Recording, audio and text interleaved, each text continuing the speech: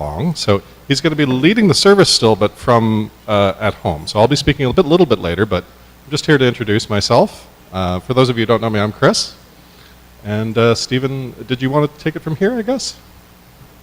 Sure, I can do that. Thank you. Thank you, Christopher, for your help and for helping to get things organized here.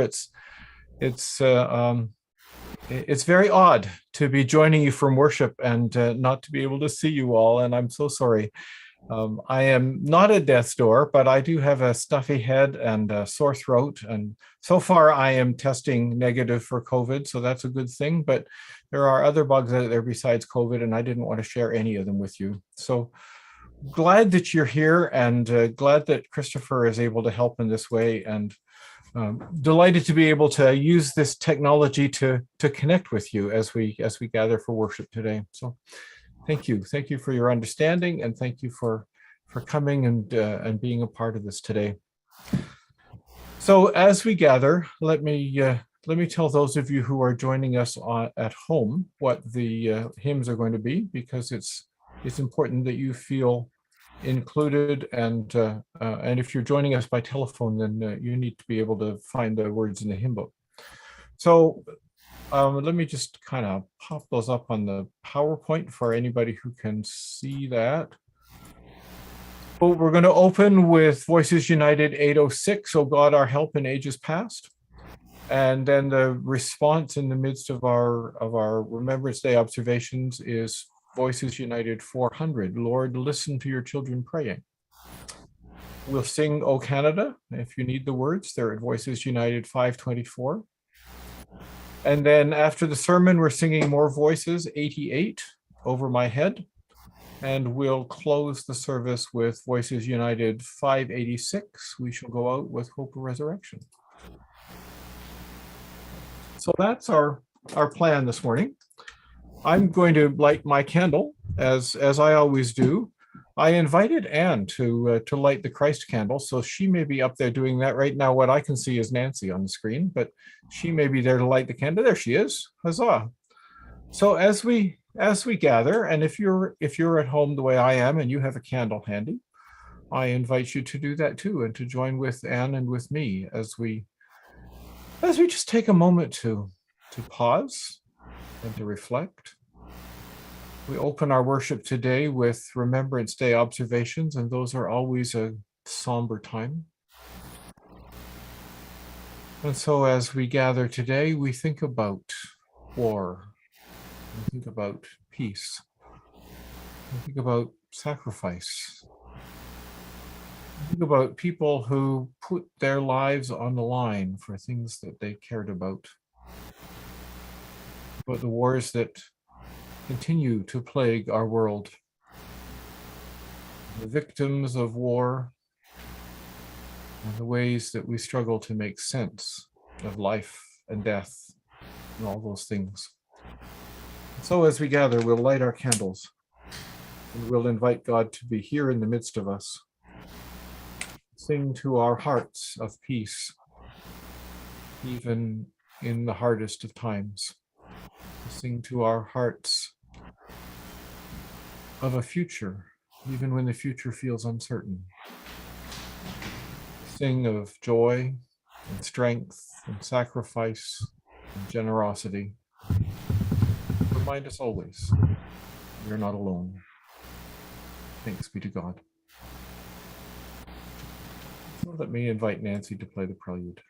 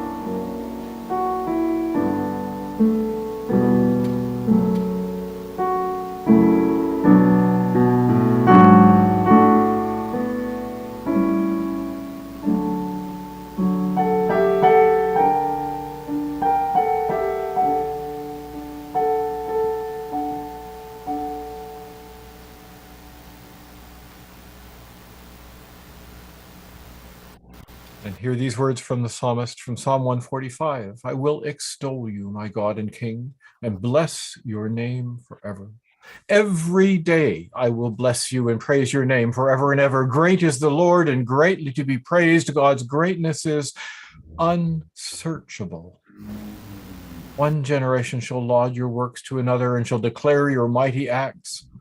And on the glorious splendor of your majesty and on your wondrous works, I will meditate. Friends, come, let us worship. And our opening hymn, Voices United, number 806. O God, our help in ages past. Let's sing together.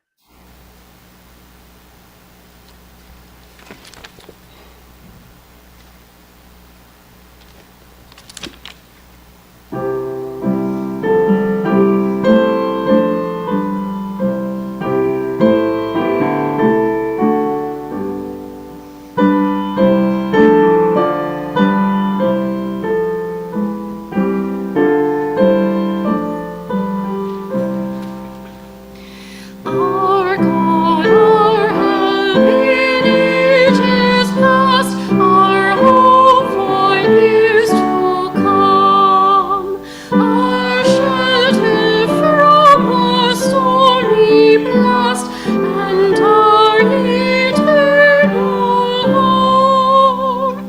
Under the shadow of thy throne, thy saints have dwelt secure. Sufficient is thine arms alone, and our defense is sure. Before the hills in order stood, our earth received its frame. From everlasting thou art God, to endless years the same. A thousand ages in thy sight are like an evening dawn, short as the watch that ends the night before the rising sun. Time like an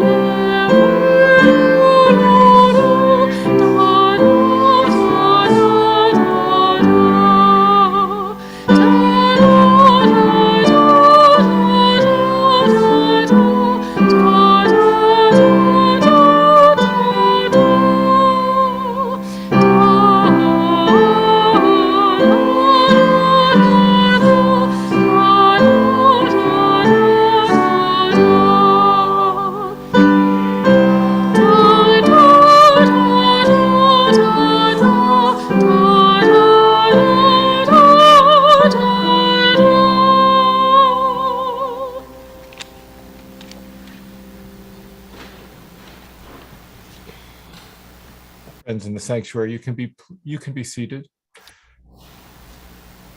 And let us pray together. O God of justice and of peace, we gather this morning to remember the horror and the pain of war, to remember the courage and the sacrifice, to remember the victims and the perpetrators, to remember a time that changed our nation and our world forever, and to remember those who still fight today, and those who are still victims of war. Remember with us, O God. Weep with us, reflect with us, stand with us as we stand in silence, and empower us to put our remembering into action, that the dreams that so many fought for might come one step closer to reality through our action, through our prayer, through our hope. So we'll take a moment of silent prayer and confession.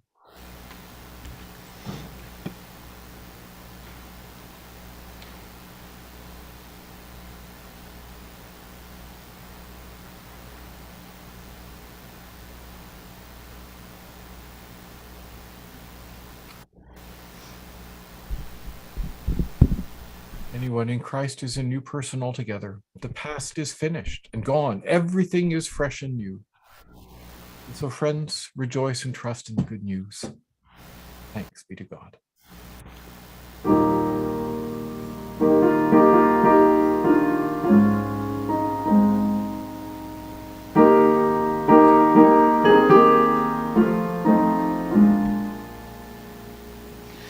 Lord, listen to your children play. Lord, send your spirit in this place. Lord, listen to your children pray. Send us love, send us power, send us grace.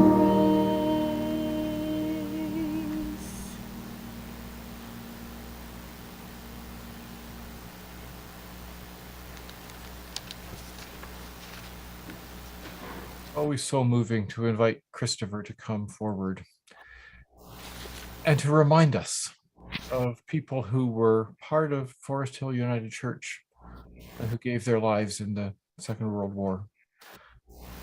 Christopher, we're so grateful for the research you've done, for the stories you bring us, and for the ways you make this real and not just a kind of formal occasion. So many thanks. I'm looking at the PowerPoint slide. I'm moving the PowerPoint slides here, so just let me know when you need me to move on to the next one. Over to you. Thank you, Stephen. So for those of you who are new to the church, or if you haven't attended one of our services before for Remembrance Day, each year for the past going on 8 years, I've been researching one of the names on our honor roll. So last year we learned a little more about Flying Officer John Franklin Gordon Murray, and this year I'm telling the story of Ernest Bunting Stapleford. So if we can have the next slide. Ernest Bunting Stapleford was born in Moose Jaw, Saskatchewan in 1908. He was the eldest child and firstborn son of Reverend Ernest William Stapleford and his wife Maud. The younger Ernest took his middle name Bunting from the maiden name of his mother. And these are his parents, Maud and Ernest. Unfortunately, I wasn't able to find a picture of Ernest himself. Ernest had 3 sisters. I can have the next slide. Reverend Stapleford was one of the formative presidents of Regina College in Saskatchewan, a private Methodist school, and he was a prominent educator. Ernest must have lived somewhat in the shadow of his parents. He attended Regina College when his father was president, and his mother, Maud, was a community leader, politically active, and president of many local women's clubs. Together, they were so influential that they still have a lecture series named after them, the annual Stapleford Lectures at the University of Regina, which grew out of Regina College. Their son met and married his wife, Evelyn, also from Moose Jaw, sometime between his graduation and his family's move to Toronto in 1937. I can have the next slide. When war broke out in 1939, Ernest Bunting Stapleford was 31, and he followed the path of many relatively young and well-educated men in joining the Royal Canadian Air Force. He was eventually posted to 115 Bomber Reconnaissance Squadron of the Royal Canadian Air Force, which was assigned to protect against the mostly unrealized threat of Japanese submarines off the western coast of British Columbia and Alaska. In June 1942, Japanese carrier planes had attacked Dutch Harbor, Alaska, the only North American location to be bombed by the Japanese in World War II. North American, as opposed to Hawaii. If I can have the next slide. At the time, the squadron was flying this aircraft, the Bristol Fairchild Bolingbroke, a somewhat outdated maritime patrol aircraft. Ernest had attained the rank of flight lieutenant and was serving as a pilot in the squadron. Next slide. On March 26, 1943, though, Ernest was just a passenger in a Norden Norseman aircraft number 2481, a single-engine bush plane used for light transport and passenger duties.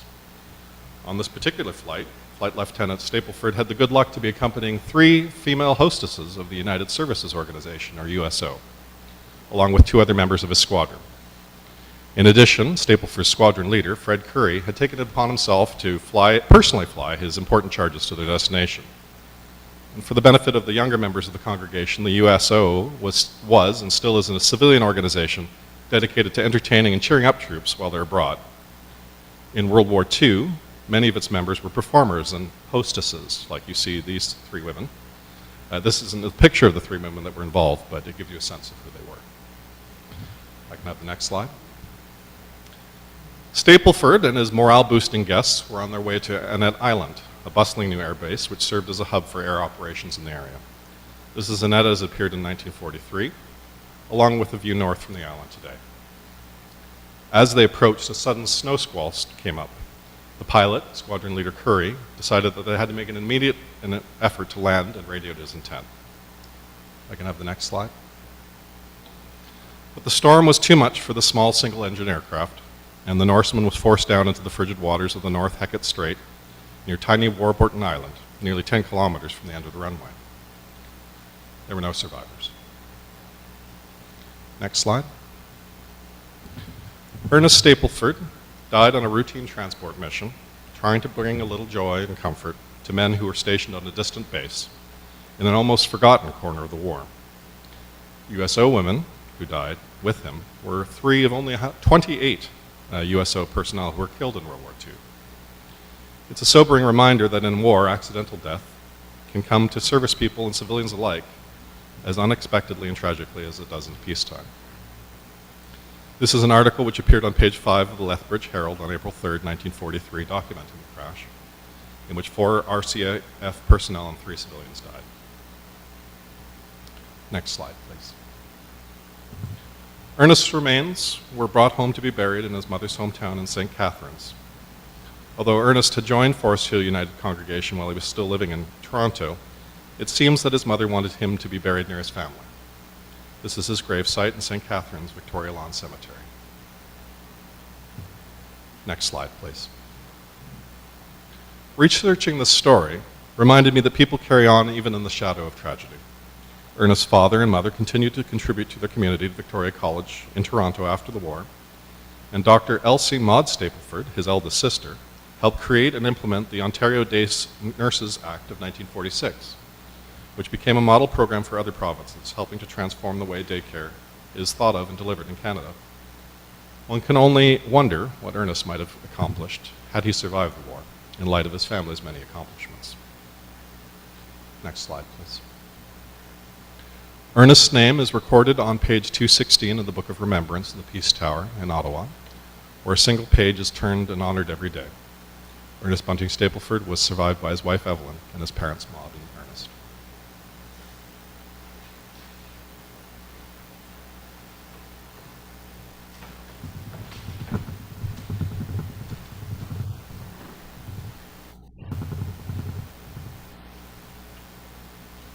Well, thank you, Christopher. It's an important reminder that people who died in war didn't all die in combat. And yet they died in dangerous and lonely places because of the war. And every person whom we will name today and whom we will remember today has a story that is just that personal and just that important. And so I invite you to stand and we'll read the Roll of Honor. Forest Hill United Church was opened in September of 1940. So our Roll of Honor is small. We didn't have a lot of members in the Second World War, and of course none in the First. But we read these names every year. And with Christopher's help, we remember how human and complicated each of these people were, how they had dreams and hopes and commitments, and the gift that they left with us. And so we remember them. Harlan David Keeley, James Hindman Cooper, John Franklin Gordon Murray, Ernest Bunting Stapleford, Alvin T. Williams.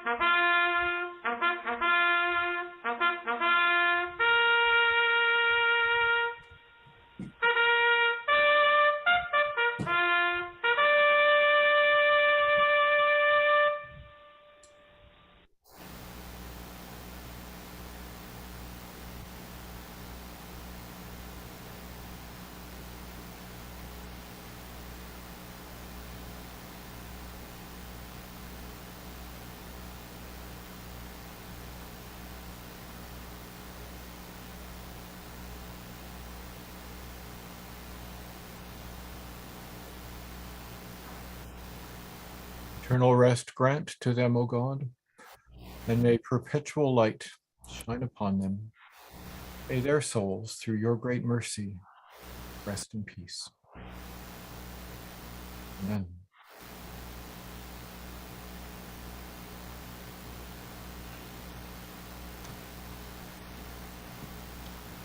And so let's remain standing as we sing O Canada.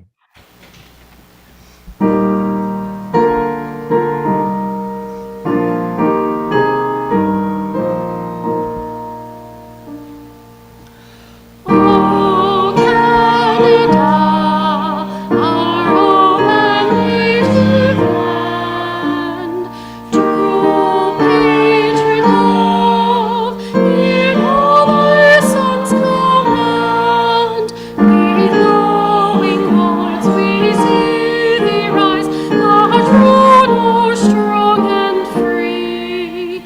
From far and wide, O Canada, we stand on guard for thee. God give our land, glorious and free. O Canada, we stand on guard for thee.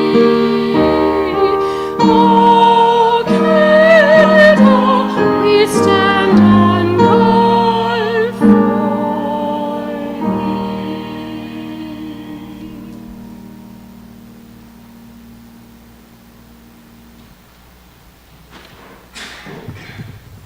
And friends, please be seated, and I'll invite the kids to go downstairs with Anne.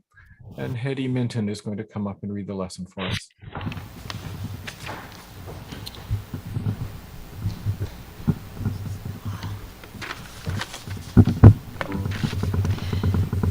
Today's reading is from Luke chapter 20, verses 27 to 36. Some Sadducees, those who say there is no resurrection, came to him and asked him a question. Teacher, Moses wrote for us that if a man's brother dies, leaving a wife but no children, the man shall marry the widow and raise up children for his brother. When Jesus came to the place, he looked up and said to him, Zacchaeus, hurry and come down. Finally, the woman also died in the resurrection. Therefore, whose wife will the woman be? For the 7 had married her. Jesus said to them, those who belong to this age marry and are given in marriage, but those who are considered worthy of a place in that age and in the resurrection from the dead, neither marry nor are given in marriage. Indeed, they cannot die anymore because they are like angels and are children of God, being children of the resurrection. And the fact that the dead are raised, Moses himself showed in the story about the bush, where he speaks of the Lord as the God of Abraham, the God of Isaac, and the God of Jacob. Now he is God not of the dead, but of the living, for to him all of them are alive. Here ends the reading.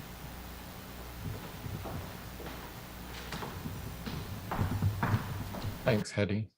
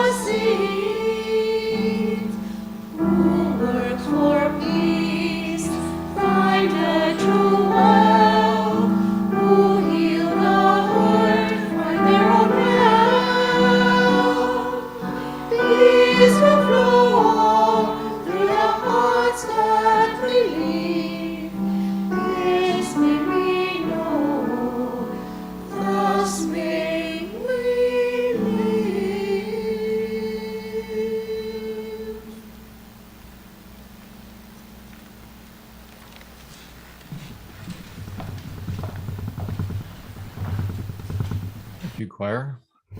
What a lovely haunting hymn for Remembrance Day Sunday. Thank you for that. So for those of you who got here just after we began this morning, no, it's not a mistake that I'm sitting in my home office instead of down at the church. I'm a little under the weather today. I'm not, as far as I know, really at death's door. I've got a bit of a stuffy head and a sore throat, but I didn't want to share that with anybody at the church. So I am indebted to Alex and Christopher and Nancy and Anne, all who got texts from me this morning fairly early and who stepped up to the plate and helped organize things so that I could stay home and that we could continue to have a meaningful worship service. And I'm very grateful to each of those leaders and also to you for understanding. So this weird story, and there was an error in the PowerPoint heading. My apologies. We missed about a sentence of your reading. But this weird story about the woman who ended up being married to 7 different brothers, and then the Sadducees asking, like, when she gets into the afterlife, where whose wife is she going to be? It's a weird concocted story, right? And I need to tell you, I lost a parishioner once after preaching on this story. I'm still not sure what I could have done differently, but I was talking about how this is a live question for me. My wife, Linda, was married before she married me, and her husband died. So she hasn't had 6 previous husbands, and I hope she won't have 6 more. But it is a live question, right? When we get to heaven, whatever heaven looks like, is she going to be George's wife or my wife, or what's my relationship to George, or how do we understand that? How do we unravel it? I mean, there's a personal element to that which is real and honest.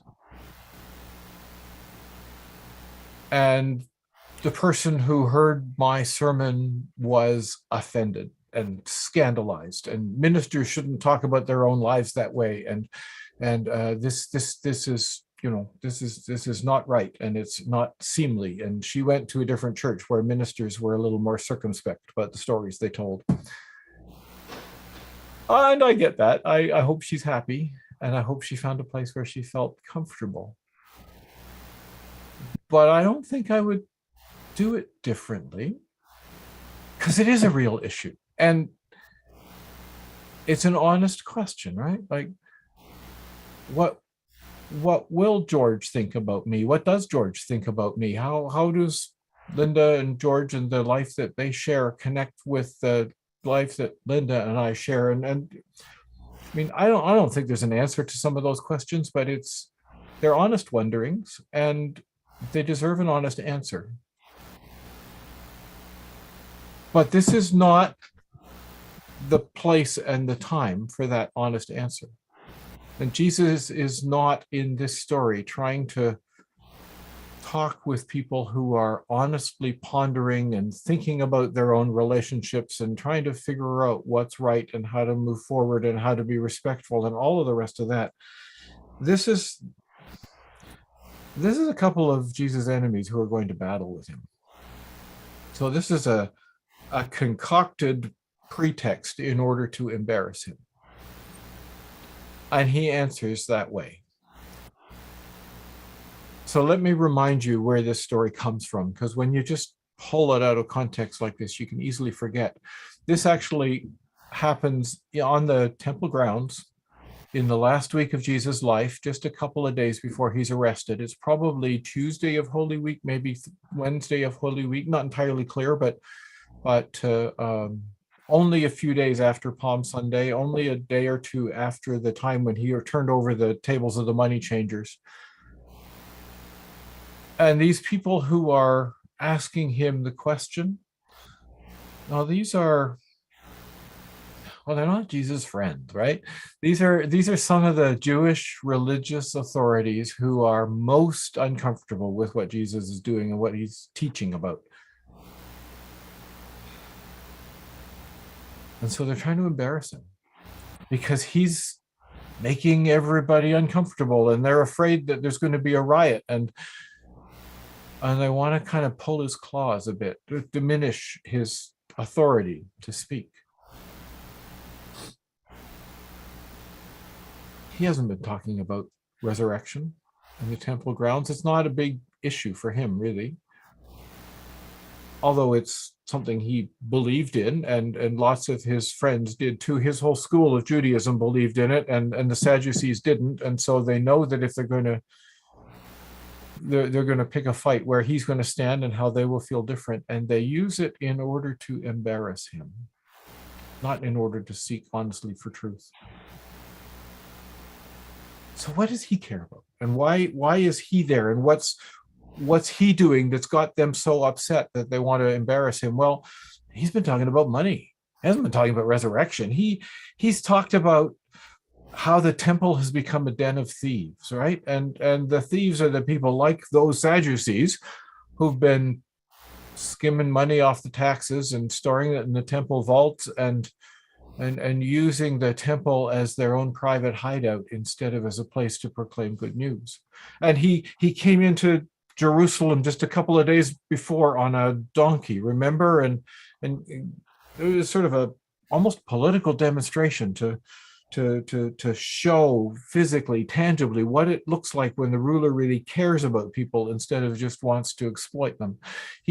The story that immediately happens in the temple grounds in this whole time before the story that Hetty read to us is a parable about tenants who take over the farm that they're farming. They've been tenant farmers, and the landlords live a long way away, and they take it over and they farm for themselves, and they keep the produce, and they live off the backs of their own labor. Like, this has surely got to be the hope of every tenant farmer. And then there's that question about, do we pay taxes to Caesar or do we pay taxes to God? I mean, how do we do that? And then there's the widow who's dropping the money into the big box where they collected the taxes, and that she's going to go home to an empty kitchen because there's no food in her kitchen, but she did the right thing. Like, these are the things Jesus came to Jerusalem to talk about. These are the things that ought to be near to our hearts too. I mean, imagine a world where nobody's impoverished by unfair taxes. Imagine a world where people can steal the way Zacchaeus does and then get converted and they give it all back and 4 times more. Imagine a world where people actually get to farm the land that they're living on, where they don't have to give all the best stuff away to an absentee landlord who never knows the place in the first place. I mean, that's the message Jesus came to preach, and that's the message that we need to keep preaching, and that's why they wanted to get him out of the way. That's why they wanted to pull his claws and diminish his authority with the people who were listening to him. All those debates between religious scholars about, is there an afterlife and what's it going to look like and who's going to be married to who, right? Jesus treats it as a distraction from the real things. And that's not to say he didn't care about people who died, because of course he did. And we know that when Lazarus died, he wept. And, I think in a different situation, if he had been honestly trying to deal with somebody who had a human question, he might have given a different answer.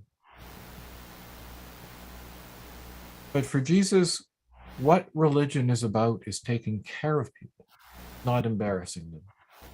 What religion is about is making sure that the widows get what they need and that people are respected. The ultimate insult for Jesus, the ultimate insult that Jesus gives to those people who are talking to him comes like 2 sentences after where Hetty stopped. He calls those Sadducees to account and said, "You devour widows' houses, and the long prayers you say are just for show." No wonder they were mad, right? And he wins the argument. They go away with their tails between their legs. And yet 3 days later, they're up in front of Pilate, lobbying Pilate to do more than just have him flogged. These are the same people who arranged for him to be captured and flogged and executed as a traitor. And I can just imagine them patting themselves on the back after a glass of wine on a Friday night. They'd said their long prayers and Jesus is hanging on the cross, and like they must have been relieved. Like, who's won the argument now? Who got the last laugh? Take that for saying things in public that our prayers are just for show, or that we devour widows' houses. Who's laughing now? That's the context. So much for peasants wanting to control their own land, right? So much for people who want to lighten the taxes on widows. So much for naive tax collectors, even chief tax collectors like Zacchaeus, who turn on their friends and call the whole tax system into question. But we know the rest of the story. Within days of this nasty argument, Jesus is killed, but then Jesus is risen, right? Within days of this argument, Thomas is putting his hand into Jesus' side and wondering what's beginning again now. Within a week of this argument, we know that travelers to Emmaus are having those scriptures explained to them by a stranger who turns out to be Jesus, and they recognize him in the breaking of bread. Even though he had died on the cross, he is there with them, and things are changing. We know that within 7 weeks of this nasty argument, Peter, the fisherman who was beside Jesus on those temple grounds, is now preaching himself, and he's converting thousands, and there's tongues of fire over his head, and people are catching on fire with a hope that you really can fight City Hall, and that change is possible, and that those old graybeards who were trying to keep everything down so that there wasn't a riot, well, they didn't win. Talk about imagining a world where widows' lives matter. And within a year of this argument, all those people who used to be followers of Jesus, students of Jesus, together with all those new people that they've brought into the fold, they're starting to organize soup kitchens. I mean, they didn't just go home with their tails between their legs. They're organizing meals for widows, meals for orphans, meals for people who are sick. They are gathering people together, and one of their leaders, whose name is Stephen, good name, ends up coming to the attention of the authorities and getting killed himself, because empowering widows is that dangerous to their power. They find practical, tangible ways, in other words, to put into practice all of those high ideals that Jesus was talking about on that fateful day in the temple. Like, who could have imagined on that day in the temple when Jesus is sparring with these self-righteous religious leaders that all of that would come of it? I'm sure nobody there did. Nobody there could have imagined what might have come of that argument. It's just beyond imagining. And that's what God's new life is like. That's what resurrection is like. It's not just kind of restarting the old. It's not just picking up Jesus off the cross and sticking him back in the temple again. It's something new happening, something bigger, something remarkable, something empowering, something that changes so many more people. Something that nobody could have imagined on that day when Jesus and his opponents were arguing. We see that. We see that in the way that God works to bring newness out of the worst that can happen. We see that in the way that God has built our world since the Second World War. We see that in the ways that Ernest Stapleford's family continued to contribute grace and kindness and love to Toronto. We see that in the ways that we still remember the past, and we live in a world that none of those people on our honor roll could have imagined. Because new life is different from the old life. It's connected, but it's different. And I think that's the answer to the Sadducees' questions too. It's not just a brush off to say, well, you don't understand what it's going to be like. We don't understand what it's going to be like. We can't understand what it's going to be like. Malcolm Finley gave me this wonderful image of resurrected life. He said, imagine you're a fetus inside her mother's womb, trying to describe what the world you're going to be born into is like. We just can't know. And whether you're thinking about that at the beginning of life or at the beginning of the next life, we are like that fetus coming into a world in ways that are terrifying and yet enlightening, in ways that it's going to take a whole lifetime to understand. And yet we can trust in this God who walks with us through the hardest times because of the ways we've seen God do that. Because of the ways that we've seen God's new life empower people and care for widows and raise up leaders like Stephen and embolden leaders like Peter and create out of the ashes of Good Friday something remarkable and life-changing. The church that emerged after Easter was so different from that bunch of students who gathered around Jesus on the temple grounds that none of them could have imagined it. And yet it was fundamentally committed to the same message, the same hope, the same love. Goodness, kindness, fairness, sacrifice, generosity, mercy. We really need to focus our attention on those things, on the things that Jesus cared about and the ways that Jesus invites us to be a part of the solution. Poverty, unfairness, cheating, oppression, they still drag us down. That's what Jesus talked about so often in his sermons, and that's what we ought to be talking about too. No matter how much the old graybeards tell you you can't fight City Hall and that nothing will ever change, change happens, and what we do matters, and our lives matter, and some things are worth sacrificing for, even if we pay the ultimate sacrifice, because God hasn't stopped loving the world. And that happens with human beings as well as with our faith. Resurrected life may not be exactly like the life we know now. And we can't know any more than the fetus in the womb can know all the details. But we know how God works. We know how God creates things we could never imagine to bring hope, love, kindness, generosity, new life, even out of the worst disasters. And so when my turn comes and my life draws to a close, I don't have to be afraid to meet Linda's first husband, George. I don't have to be afraid that she's going to have divided loyalties or I'm going to be out because he gets back with her. Like, I don't know how God's going to manage that, but God will. And I don't have to be afraid. Something as different from this life as Easter was from Good Friday is coming. I trust in that. And the God who delights in me and in George and in Linda and in each of us will make sure that whatever new comes out of our lives will be the best thing possible for each of us.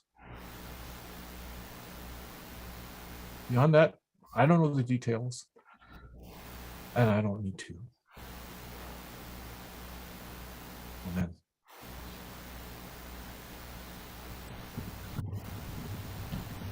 And so we're going to sing again.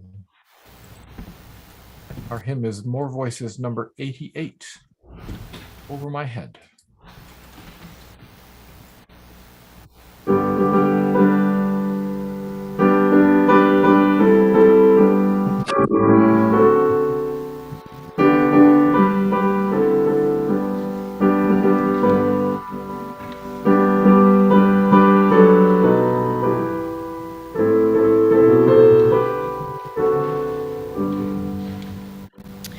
Over my head, I hear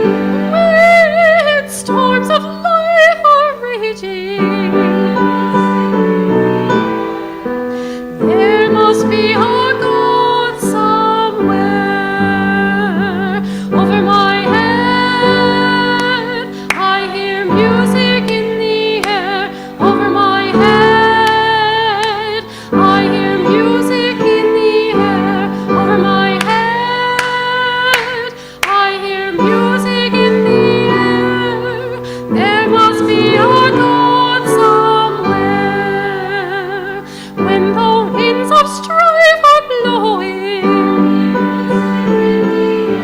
When the winds of strife are blowing. When the winds of strife are blowing. There must be a God somewhere over my head. I hear music in the air over my head. I hear music in the air over my head. I hear music in the air. There must be a God somewhere when the tide of hate is rising. When the tide of hate is rising. When the tide of hate is rising. There must be a God somewhere over my head. There's a music in the air over my head. I hear music in the air over my head. I hear music in the air. There must be a God somewhere.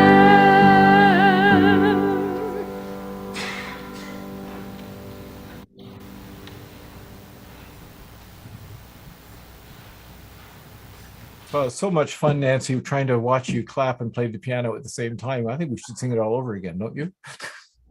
Maybe not. But so glad to have you here, and thanks for joining us. Thank you for joining us, whether you're stuck at home the way I am or whether you're down at the church. It's great to be able to connect, and what a relief to have this technology that allows us all to be a part of it, regardless of where we're sitting.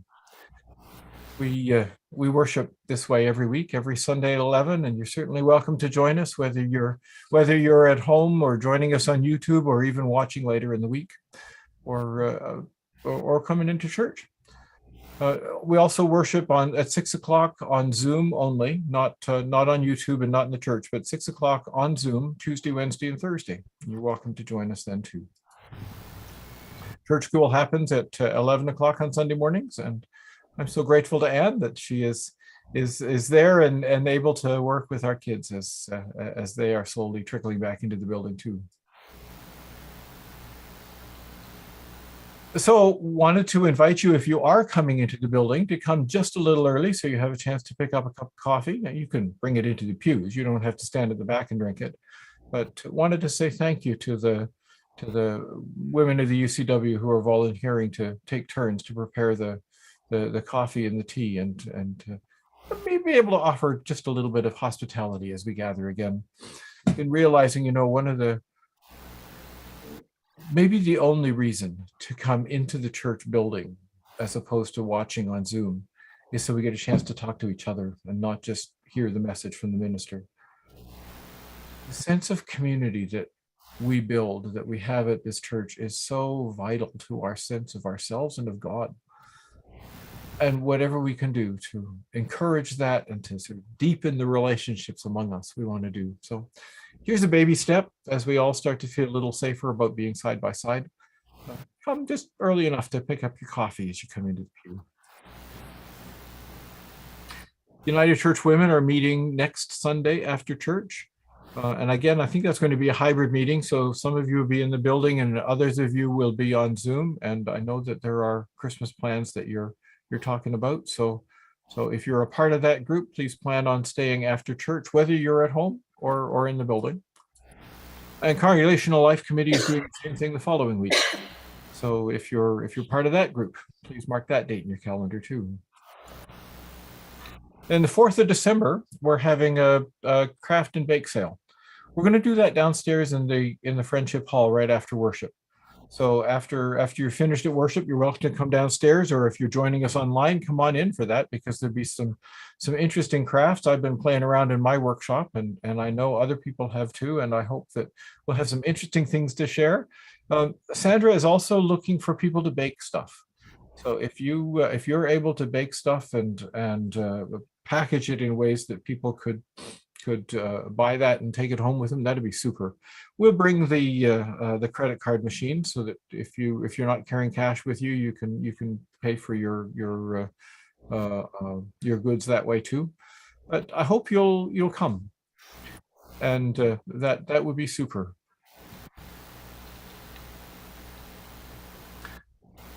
And so we need to think about the gifts that we've been given, all the variety of different gifts that God gives us and that God puts into our care.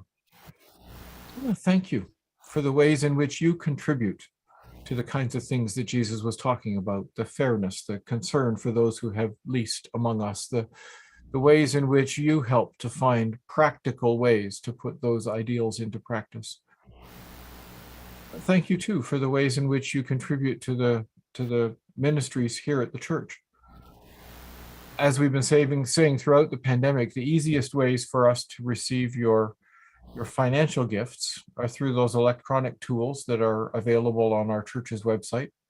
The address there is foresthilluc.org/donate. You'll find a variety of different electronic tools there. We can also easily receive checks if you want to put them in the mail or drop them in the offering plate. There's an offering plate at the back of the church now every Sunday, and you're welcome to add your gifts there. We're still asking you, if possible, not to offer cash. I mean, we can count cash, but it's safer really not to have cash in the building when we don't have a lot of people around. So if you can help us by using one of those other tools, that'd be great. But thank you. Thank you for all the different ways in which you contribute to God's mission in our hurting world. Let's sing our doxology. We'll ponder those gifts and then we'll bless them.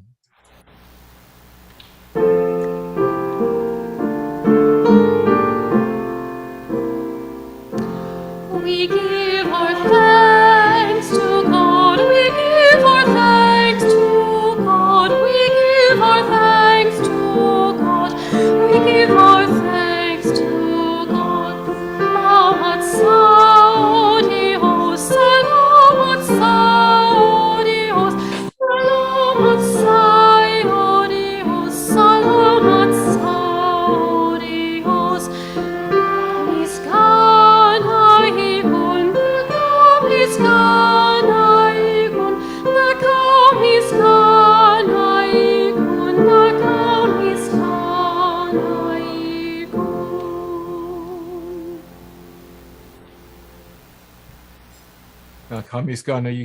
Salamat sa'yo, O Dios. We give you thanks, O God, for all that you have put into our care, for all of the ways in which you bless our lives and the lives of all those around us.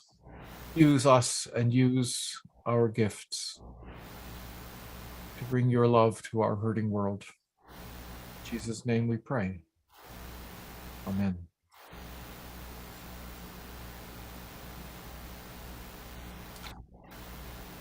So I want to thank Phyllis, who is going to walk around the sanctuary with a microphone this morning for those of you who are in the sanctuary and want to contribute to the prayers of the people. I want to let you know, those of you who are on Zoom, there are 18 of us here today, and you're welcome to put your prayer concerns into the meeting chat. I have it open and I'm watching that. I'm also watching the chat from YouTube, and there's about 5 people over there too. So however you'd like to contribute to the prayers, we would be delighted to receive your contributions. As usual, we'll begin with the things we're grateful for and then transition into the things that we're concerned about. I should have said, if you're on the telephone, you don't have access to a chat. For those of you, you can push *6 on your phone to open your mic and then speak your words into the silence, and then *6 again to close it when you're done. Let us pray.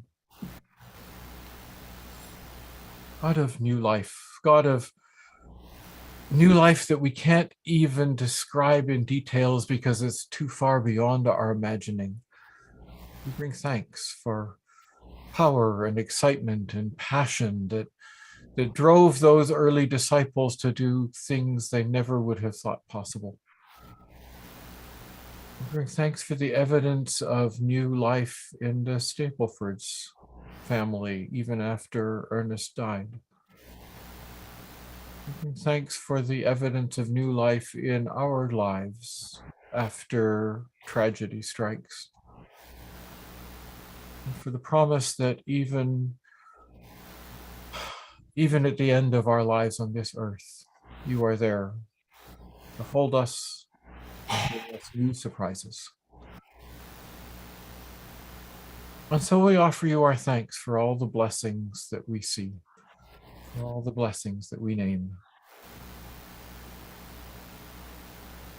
Morgan says, thankful for my home and family and for the peace of quiet moments. And Faith is thankful for Mom and for books. I am grateful that my brother could visit this weekend despite this failing health. Thanks, Earl. And Alyssa is thankful to be back at church after a very busy period, albeit online.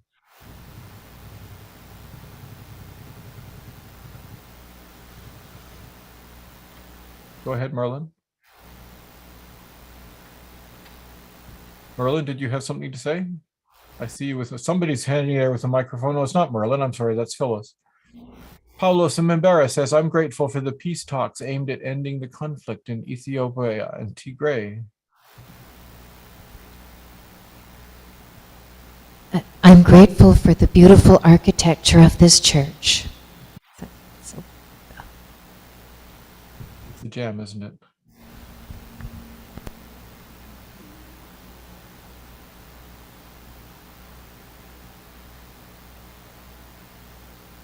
For all your blessings, oh God. For all the ways that you invite us to praise and bless us with things to be grateful for. We bring thanks. And so we turn our thoughts to the struggles of the world, to those who are most vulnerable, to those who argue without looking for truth, to those who only want to embarrass or dominate. We remember the places of peril in this world, those who live with despair.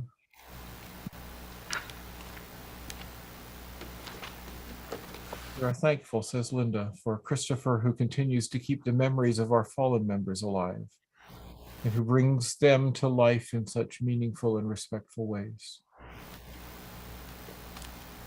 Here as we name our concerns today.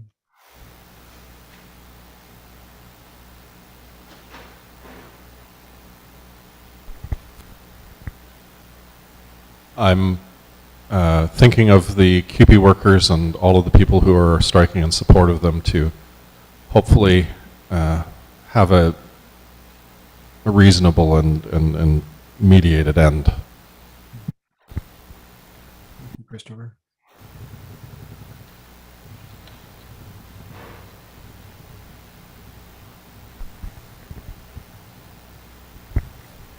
I'm thinking about the women in Iran who are being persecuted for the smallest infractions and suffering a terrible fate. Thank you, George. Morgan is praying for her grandmother who's recovering from surgery.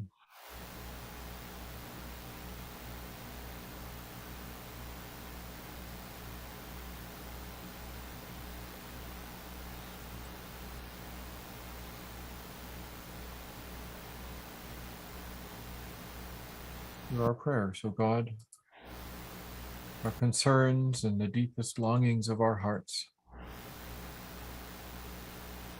In your love, answer. And so gathering our thoughts and prayers together into one, we pray as Christ taught us. Our Father in heaven, hallowed be your name. Your kingdom come, your will be done on earth as in heaven. Give us today our daily bread and forgive us our sins as we forgive those who sin against us. Save us from the time of trial and deliver us from evil. The kingdom and the power and the glory are yours now and forever. Amen. And our final hymn. Listen to the words of this hymn. I know we all love the tune. Listen to the words. Listen to all of the ways in which the lyricist talks about God's new life in this world and in the next. Voices United, number 586. We shall go out with songs of resurrection.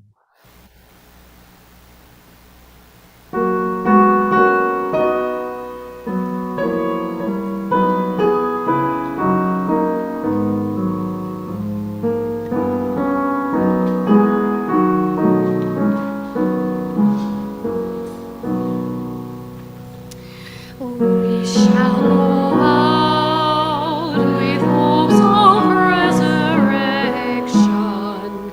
We shall go out from strength to strength, go on. We shall go out and tell our stories boldly, tales of our love that will not let us go. We shall our songs of wrongs that can be righted. We'll dream our dreams of her that can be healed. We'll weave a cloth for all the world united within the vision of new life in Christ. We'll give a voice to those who have not spoken. We'll find the words for those whose lips are sealed. We'll make the tunes for those who sing no longer. Expressive love alive in every heart. We'll share our joy with those who still are weeping. We'll raise up strength for hearts that break in grief. We'll leap and dance the resurrection story, including all in circles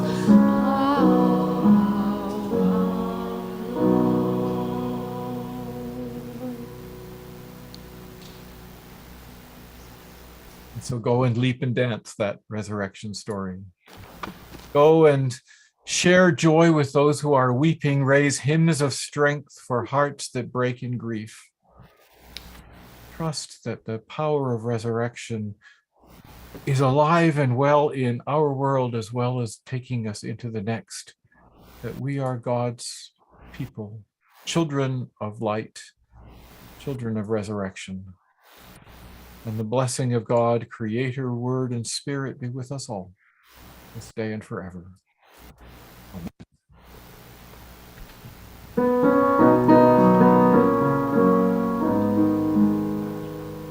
I am walking a path of peace.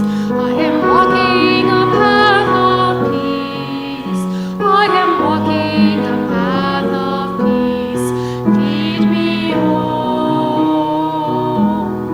Lead me home.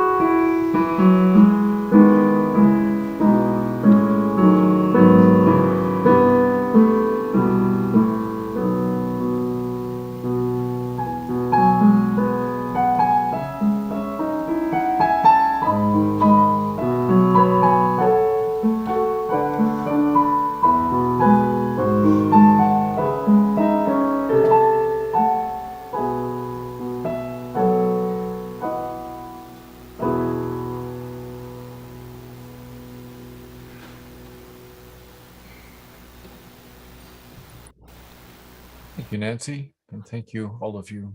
So good to be with you. That draws to a close the formal part of our time together today. Since I'm here on Zoom, I'm going to stay with the folks who are on Zoom. And Alex and Phyllis, I'm going to ask you please to turn off the sound in the sanctuary so that as I visit with folks on Zoom, we're not overpowering the conversations that are happening in the building. So for those of you on Zoom, that view button is up in the top right corner of your screen. And I invite you to go back into gallery mode so that all our pictures are the same size and we can see each other and say hello and goodbye. To the rest of you, blessings, and we'll look forward to seeing you next week. And I expect to be healthy and back in the building next Sunday. Bye for now. Thank you, Steve. Get well soon. Thank you. I'm not at death's door, but I am not feeling perfect either. Lovely to see you, Star. Thank I have missed you. you folks on Zoom, you know, it's very different when I'm in the building. I can't see you in the same ways. Oh, Have a good week, everyone. Thanks, Alyssa. Thanks, Nice to Alyssa, see you you. too. Good to see you. You too. bye. Bye, Star. Have a Bye-bye, great Star. week. Thank you. Bye-bye. It was nice to see you at Christie Gardens, John. John, honey, you're muted. Yeah, can't hear you, John. You need to unmute your mic if you're going to say hello. Nice to see you too. There he is. Thank you for your help this morning, Phyllis. Oh, she can't hear me, I guess. No, they're They haven't muted. got the sound back in there, of course. We'll just mute the sound in the sanctuary, so we don't need to hear them either. How you been, John? Okay, thank you. Good. What's keeping you busy? Well, it's a busy spot, I tell you. Yeah, what's going on?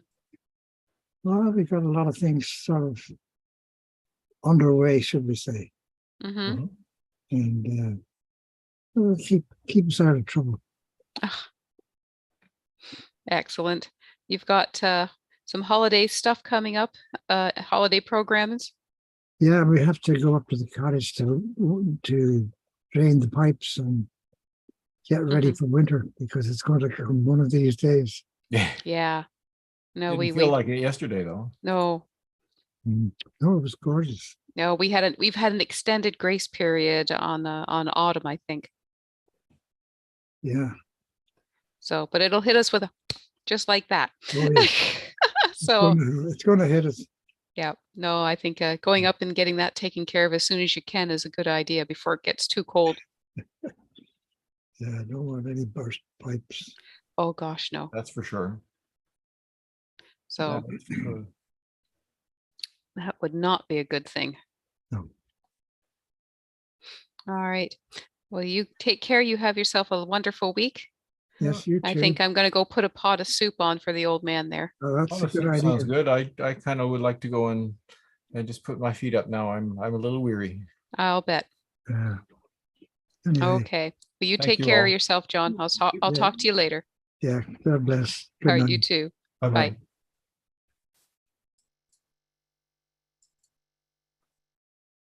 Okay, I'm going to end the Zoom stream too. Bye.